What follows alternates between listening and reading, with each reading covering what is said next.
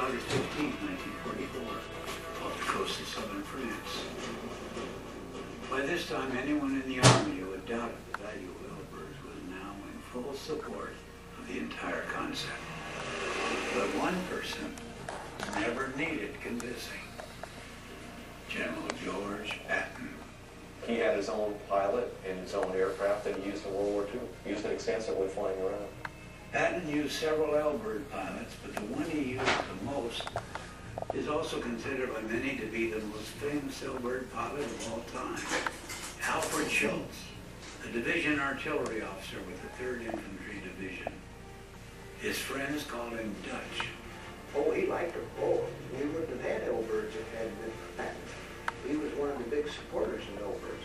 But of course, his favorite Elbird was the L5 because it was sort of hard for him to get his large frame into the back seat of a Piper Cub. Patton liked to push the envelope when he was in the air. On one mission, Patton and Schultz ran out of daylight while inspecting an abandoned German glider field in the desert. So, they slept outside the plane under a wing. Yep, all we had was water. He found out I was a horseman. We got talking about the different drills because he was a jumper and a show ring man. Patton utilized Leia's own aircraft to get himself in and out of difficult terrain. You could land an L4 almost anywhere except back on the LST. The plywood runway was just too narrow. So once pilots took off, they were on their own. Pilots could only hope the infantry had secured a landing site. If not, they would have to improvise. And I have landed Leia's on an airplane that's on roads I would not drive a car over.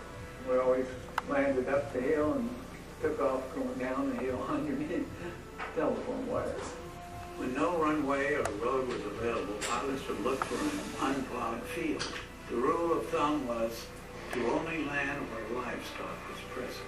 This was the only way to be sure the pasture was free of mines. The next best option was a beach. And you try to get as close to the water without getting in the water, because the sand is harder. And that beach curve, you just curve with it. For the most part, Elbird pilots were able to find roads and beaches to land on in Europe and the South Pacific, but that would not be the case for the invasion of Okinawa, where the Japanese would lay in wait on the outer islands with sheer cliffs. You want to lift the lid off that, you can. Just be real careful. But once again, American ingenuity would save the